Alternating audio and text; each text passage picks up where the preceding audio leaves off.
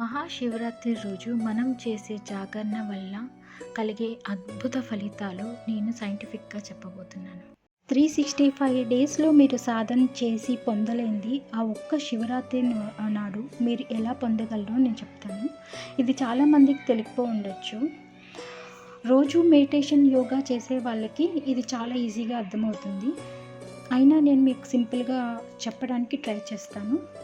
మనం రోజు మెడిటేషన్ చేసేటప్పుడు కింద భాగంలో ఉన్న మూలాధార చక్రం, అదే శక్తి అంటారు.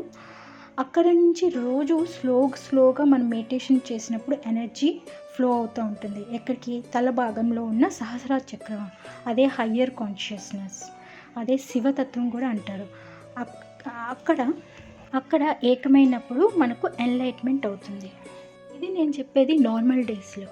కానీ మహాశివరాత్రి రోజు అది మొత్తం ఈ ప్రాసెస్ మొత్తం రివర్స్ అవుతుంది. అది ఎందుకంటే ఆ రోజు స్వయంగా శివతత్వమే శక్తిని కలవడానికి కిందకి వస్తాడు.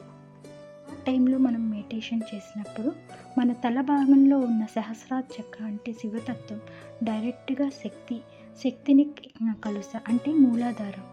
అప్పుడు మన బాడీలో ఎన్లైట్మెంట్ అవుతుంది. మన శరీరంలో ఒక లింగాకారం ఉద్భవిస్తుంది. ఇదే మన శాస్త్రంలో లింగోద్భవం కూడా అంటారు.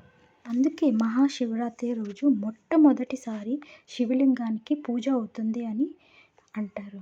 మహాశివరాత్రి రోజు హై కాస్మిక్ ఎనర్జీ అనుకోండి, లేదా హయ్యర్ కాన్షియస్నెస్ అనుకోండి, లేదా శివతత్వం అనుకోండి, ఏదైనా ఒకటే స్వయంగా భూమి మీదకి డిసెండ్ అవుతుంది. ఇంత అద్భుతమైన అవకాశం మీలో ఎవరైనా వదులుకుంటారా చెప్పండి?